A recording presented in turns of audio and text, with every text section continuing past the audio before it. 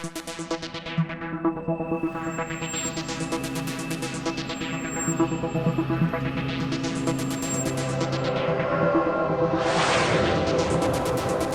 welcome to Second Earth Alternative. This is your host, Felipe Osario.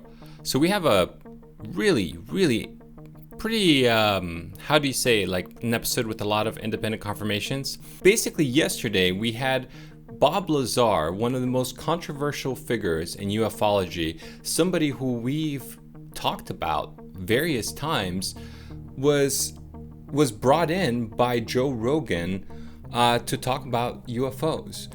Now, this is a huge podcast because Joe Rogan, I'm not sure if you're aware, he's basically one of the biggest podcasts in the world. His voice reaches out to more people than almost any other voice in this planet. So somebody who had claimed proudly to have gone from a UFO believer to a skeptic, to then bring in Bob Lazar, somebody who is controversial even within the ufology field, well, I think that was kind of a big deal.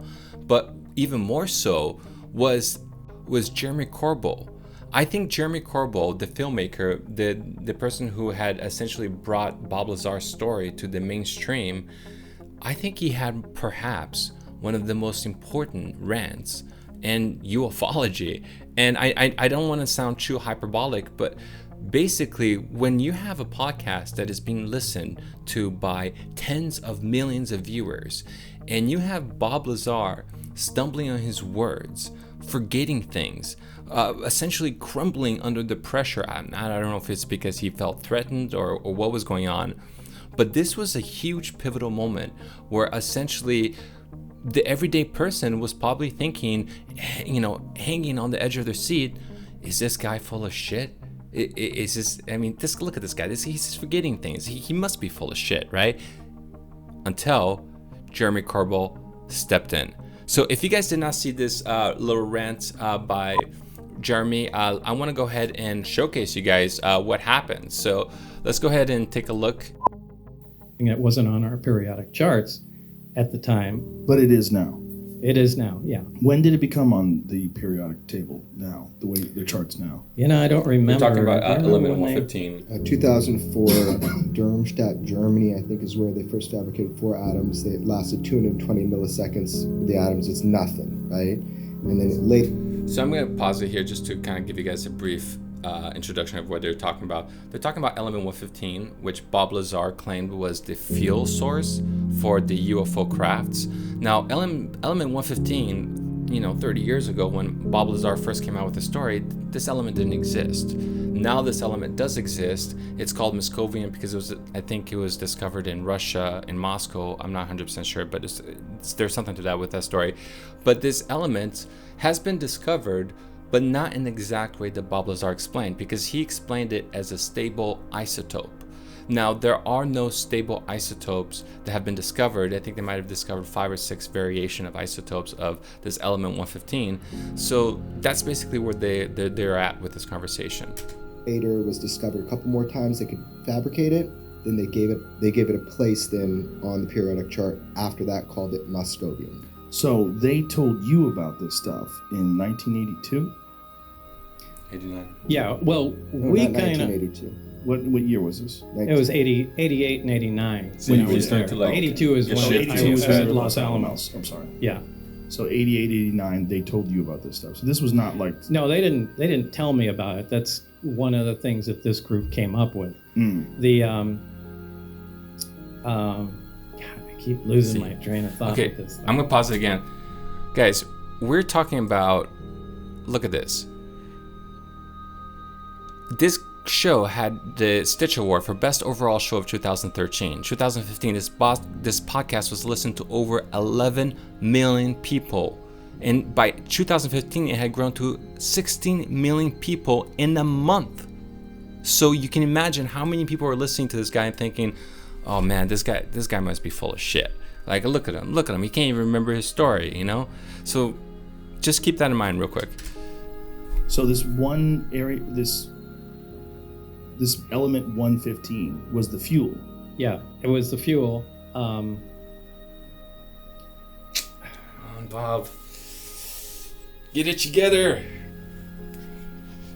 The world will forgive you for having a migraine. It's really hard to think through this. Just give me a minute. We'll just give you more I just want to say, yeah, definitely. I just want to say one thing.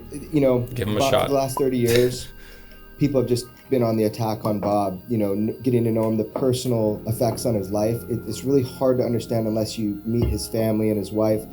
I mean, this is the last thing he wanted to fucking do, was have to talk. Yeah, we should explain that, Jeremy, that you and I had this conversation. I watched your documentary. We had this conversation, and I said, I have to talk to him. Everything operates without any interconnection, so the placement of components might be critical. So they allowed me to go inside and look at it. Again, I forgot what it's called. Look at this. You're going into this So he's forgetting, like Bob Lazar is just forgetting, and he's having all kinds of twitch. I mean, this guy, honestly, my dad's a theoretical physicist. This guy, he has elements of his personality that completely reminds me of my father. But yeah, let's just play on. What are you thinking when you're inside of it? Like, what are you seeing? It's a very ominous feeling because there are no, first of all, everything is one color. It's like a dark pewter color, and there are no right angles anywhere. It's as if somebody took, I've said this before, somebody took a model and fashioned it out of wax and then heated it just for a short time so everything melted. Everything looks like it's fused together. Everything has a radius of curvature where two items meet. It's a really weird looking thing, but there was almost nothing other than a small foldable hatchway that looked recognizable. Everything was really unworldly depicting it. But the biggest thing that Jeremy Corbell did, I think, in this show that I was really impressed with, let me just play it. It happened around the 1 hour mark. During the filming of the movie, people thought it was the movie's great, by the way. Thanks, Joe. And it's on Netflix right now if anybody wants to check it out. And if you're one of those people like me, we end up reviewing the movie. If you guys haven't seen it, we thought it was a pretty good show. UFOs. I became extremely weary talking to people who are UFO believers and UFO fanatics because there's so many of them that are full of shit. And not just full of shit, they're childishly delirious. Like the way they talk about things. I mean, there's so many people that I'm in contact. They reach me in the night and they. Can somebody grab my tinfoil hat? I'm getting a little bit of a headache listening to this. Explain to me what we're doing to the ocean is wrong, and you're like, okay. This is one of the reasons I didn't want to do the show. I'm sure. Well, no, it's no joke. We've had people literally camp out on our front lawn, and in some ways I can relate to some of these people. Maybe some of them did really have some kind of experience or saw something, and all their friends think they're crazy. But hey, now there's this guy I heard on the radio, and at least he knows I'm not full of shit, so I gotta talk to him. Right. And so most of the correspondence I get are people trying to get a hold of me, going, Bob, you gotta listen to me. I'm coming to talk to you. I'm driving from Oklahoma or whatever, but some of them are just fucking batshit crazy, and they're frightening. There's a lot of schizophrenics that are involved in the conspiracy world. So there's a lot of people that have real issues. Joe, I just want to say that none of my audience, none of my viewers have ever truly frightened me. But I guess to each their own opinion.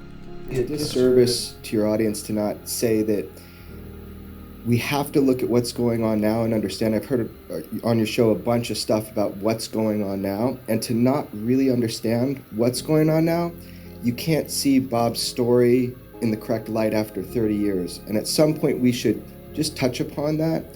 The biggest being that things like the Tic Tac UFO case that came out, I've heard people, even on the show, say, oh, there's a glitch in the radar.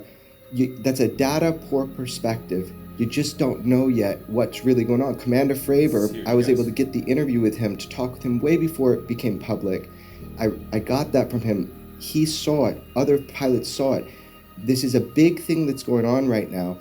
They had more sightings on the East Coast recently, cubes with spherical ores. These are not aerodynamic, and these are the people we trust to defend us on 9/11. Commander Fravor protected Los Angeles on 9/11. So we trust them, but they're not trained observers.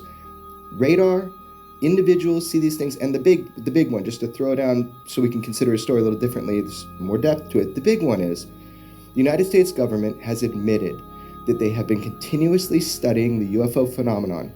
That program was called ATIP, was called OSAP. That's the mother program. George Knapp got that out. They announced through the New York Times about ATIP, but OSAP, these acronyms, OSAP, Advanced Aerospace Weapons Systems Applications Program, who cares? That was the mother program. So they've admitted we didn't stop studying UFOs in 1969 with Project Blue Book. We don't think it's crazy. We actually want to reverse engineer the technology. That's why on your other show, you said, what's this AAV thing? It's like they're making up another UFO name. Well, hold on, there's a reason. Because in the documents, the DIA... And that's how Joe Rogan is always saying. He always sees it from like this like skeptical perspective. So every little thing that he doesn't understand, he kind of says, oh, this is reasons why UFOs don't exist. Oh, see, they changed their name. And so Jeremy is trying to explain the reasons why the name change was important in trying to keep the files declassified from naval intelligence. Very important, because most people think that it's the Air Force that's in charge of the information regarding UFOs. No, I mean, Bob Lazar was talking about 30 years ago that he was employed by the naval intelligence. And the CIA also, we've discovered documents which we're going to showcase at the end of this episode. Very, very groundbreaking documents, in our opinion, from the CIA. So naval intelligence and the CIA are the two big players in this. So yeah, I'm ranting. Sorry, let me just keep playing this. Documents that George Knapp released that everybody said was fake till now they know is real, they call them AAVs, which is Advanced Aerospace Vehicles. People are getting the acronyms wrong. So the reason for the terminology change is so that we can mimic what we're reading in the DIA documents. People can look for that now. So they changed the names to get people away from UFO or UAP, even like Hillary Clinton said on air, right? So what are you talking about? Hillary Clinton said. Hillary Clinton informed... We'll let you know. We'll show you. Name. It's unexplained aerial phenomenon. Unexplained aerial phenomenon, Yep, really? Yep, UAP. That's the latest nomenclature. I like the old one. I like UFO. I don't know why. Well, I think we can use them interchangeably. Unless it's a threat to national security, I think we ought to share it with the public. Well, what if everybody's all hopped up on... So that's the type of evidence that Joe Rogan often dismisses or is unaware of when discussing the UFO topic. So let's just continue. To the public on Jimmy Kimmel, oh, Jimmy, we don't call them UFOs anymore. We call them UAPs, unidentified aerial phenomenon, right? So she kind of was giving, the Clintons are very into the UFO topic. Senator Reid, he's done a lot for the subject, the study of it, right? So she informed the public so they could look for the right term. So these terms are important because the DIA in those documents, they've been calling them AAVs for quite some time now. And they changed the name to anomalous. No, that's kind of a misnomer. No? So they always mess around with things, but it's actually advanced. Right, but when they're describing it in the news, they were calling it anomalous aerospace vehicles. Totally, and that's cool. They were also saying anomalous aerospace threats, AAT, right? Because they want the sense of a threat. Right. So my point is, if people don't know this now and they think this stuff is fantasy, this part of it, that we're studying it, that we take it seriously, we're spending money on it, and that we're getting great data from visual pilots to radar. That's why we know it's aerospace. They dropped from 80,000 feet. But guess what? That's the top scope of the Spy 1 radar is 80,000 feet. So the radar system they were using, it was coming from above that. So my point is this. If you don't understand that this is happening, you're just behind the curve because you don't have the information because of the stigma that you're talking about. I saw you get totally upset with the UFO topic. I met you first when you were totally upset with the UFO topic. It's the people. When you're doing your... Don't get defensive, Joe Rogan. Don't get defensive. I used to love that stuff. I used to think it was so interesting and intriguing until I started actually paying attention to it. Yeah. When I started interviewing some of the people that are involved in the movement, you find the same thing over and over again. wanton disregard for reality. Right. This absolute desire to prove something instead of looking at the objective facts, proving that aliens are real, proving that we've been contacted, proving that these eyewitness testimonies are legitimate. Nice save, Jeremy Corbell. He came in, basically said, you know what? It's not about lack of evidence. It's about the fact that you don't have the knowledge of the evidence that is out there. For example, let me show you some naval images that we have that was published by the Huffington Post. This stuff is, I mean, just take a look at this. I mean, what else could that be? I mean, do you think that naval intelligences are just making this up, just putting, disinformation out there for the people? Look at this thing. I mean, look, I actually took this thing on Photoshop. Let me show you what I mean. And I decided to, just do a few image filters. I increased the size. I took down the noise, put a channel mixer, right? But check this out. So we got this cool looking image from Naval Intelligence. And then you go up here and you stick this weird channel mixer, and look what you get here. You get this like weird beaming, almost perfectly linear, square-like shape embedded within the craft itself. Look at this. And then when we get to the very end, you can kind of see the structure once we put it over color, but this is not something you can just kind of fake. I mean, you think somebody's like photoshopping this, and then they're like, oh, underneath these clouds, we're going to create this perfectly linear, perfectly square thing in case that some crazy kid decides to photo analyze this, do some photo forensics, he'll be able to uncover our linear pattern. And it'll be even more trickier. No, it doesn't work like that.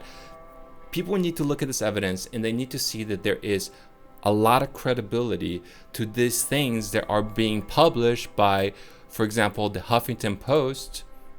If you guys didn't know, the Huffington Post was one of the first news organizations to publish about Christopher Mellon before he ever came out and said that he was part of this To the Stars Academy group, the Tom DeLonge group, essentially, the one that Luis Elizondo, the former Pentagon official, came from. I'm sorry, man. When you're doing your show, the Joe Rogan Questions Everything, I could see how frustrating it is. Trust me, I have been frustrated to hell. Luckily, my mentor is George Knapp, and he's taught me the pitfalls as I went through it. My whole point in this rant right here is just that we have to now look at Bob's story, but knowing the facts, not someone saying it's a bird, it's a plane, it's a glitch.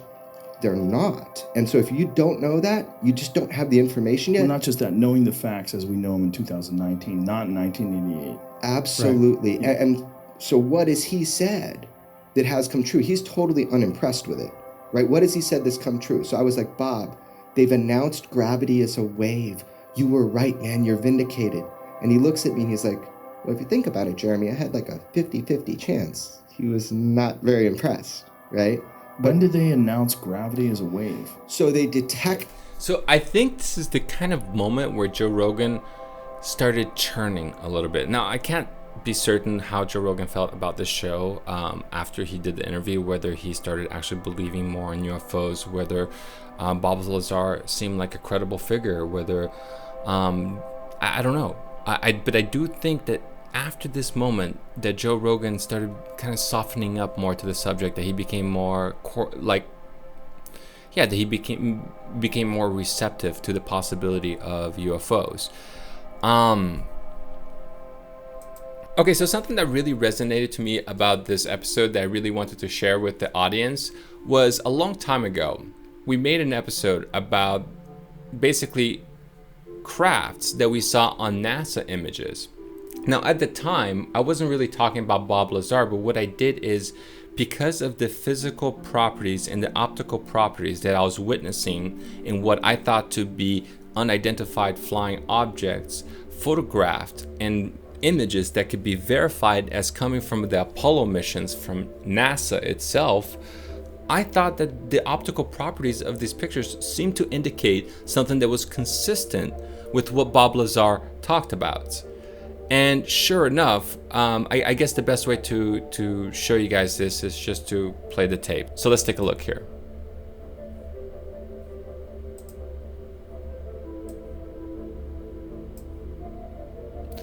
So here, this is one of the images that I had.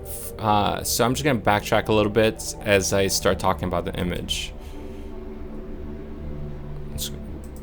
Look at this. Now this is a channel. You see that? What I did is I just put a channel mixer. So if you backtrack a little bit, you can't see anything other than like a speck for the most part.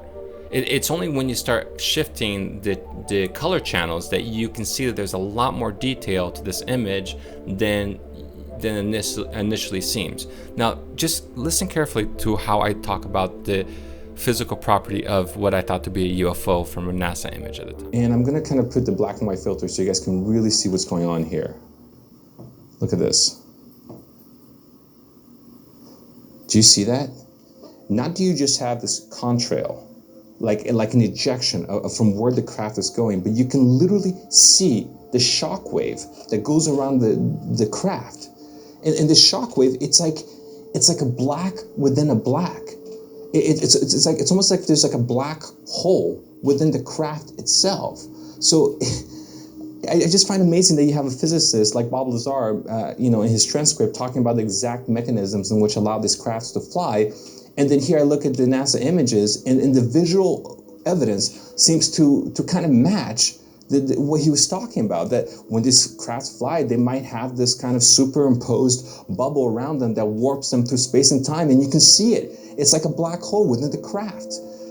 So, let me show you one more. There's one more craft. So I know that when I published this, a lot of people just thought that I was being hyperbolic, that I was full of shit, that I was just trying to bring up any little detail just to... Okay, let's just listen to this for 1 second and you guys see what I'm talking about here. One you see is really important to Bob's story. The gimbal craft.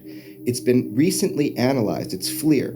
Not only does it's definitive that it's not a conventional anything by its movements, but there's a pocket of cold air around a propulsion source.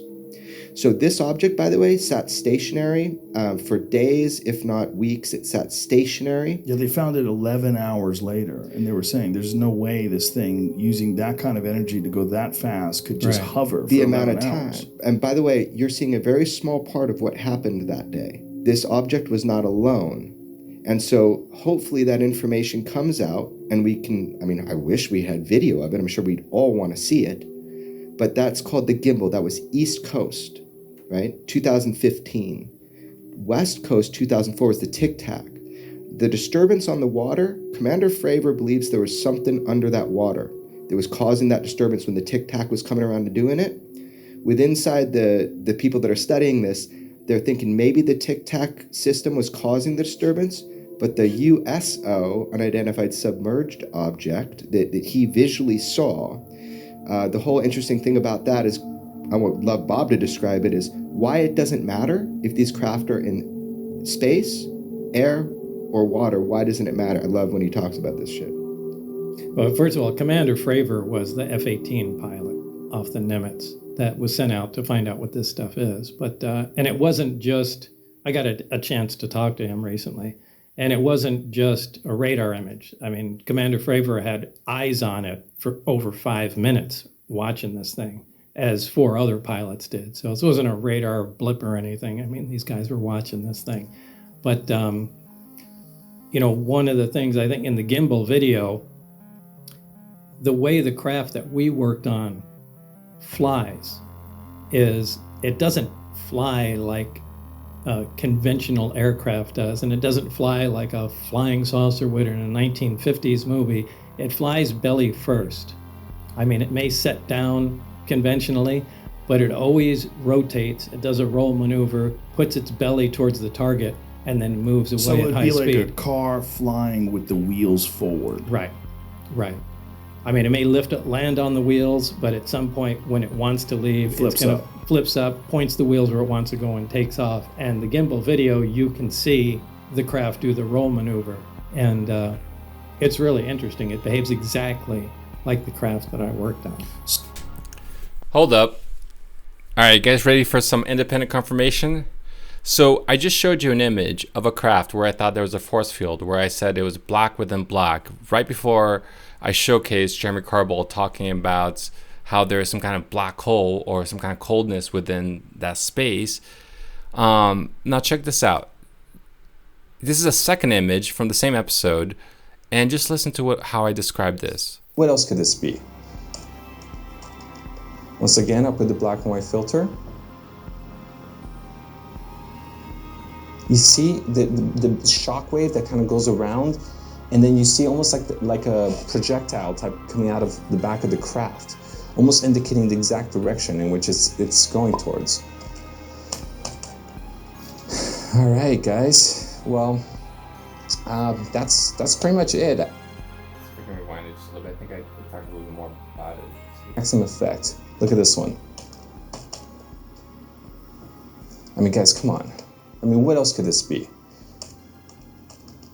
Once again, I'll put the black and white filter. So yeah, so I just wanted to showcase that because this was published in, what was it? March 16th, 2017. So this is over 2 years ago. And so over 2 years ago, we were describing the exact physics of the craft by analyzing the optical properties of what we thought to be a UFO from a NASA image, only to see that exact information that I was reverberating to you guys then be replicated back on the Joe Rogan show to the tunes of millions of audience, with Joe Rogan saying, you know, claiming kind of in a way that, oh, we don't really have the evidence, or, you know, we did have the evidence. We were talking about this for years. And it just sucks that, you know, we couldn't share that to more viewers. I think now we're only getting like less than 1,000 views per episode. Thank you, YouTube. Thank you. No matter how many times we end up being right, our view counts continue to be censored. So I'm glad that Joe Rogan, with the tens of millions of viewers that he has, that he was able to bring this information forward to the people. I'm really, really excited about this episode. I'm really happy that Jeremy Corbell was there to kind of help assist Bob Lazar when he was struggling. Okay, so I know I told you guys we would go over some CIA documents today. This Bob Lazar show kind of came in unexpectedly, and I felt like it was really important to kind of comment on it. So we will be talking about the CIA file. We will be talking about the CIA file in next episode. Guys, this is like a smoking gun as it gets. I've seen like Secure Team recently do an episode where he showcases 5 CIA files. They talk about different files that were uncovered that, you know, talks about the characteristics of the flight that were consistent with Bob Lazar.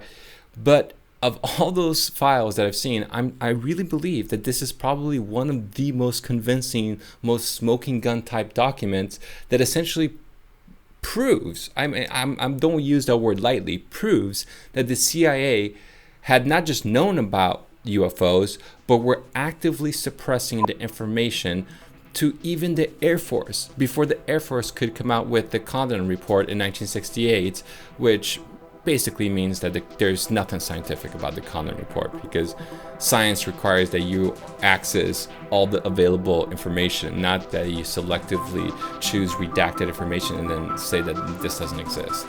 Thank you for joining me. I hope you guys tune in for next time. We'll try to get an episode, hopefully not too long from now. This is Felipe Osorio, signing out.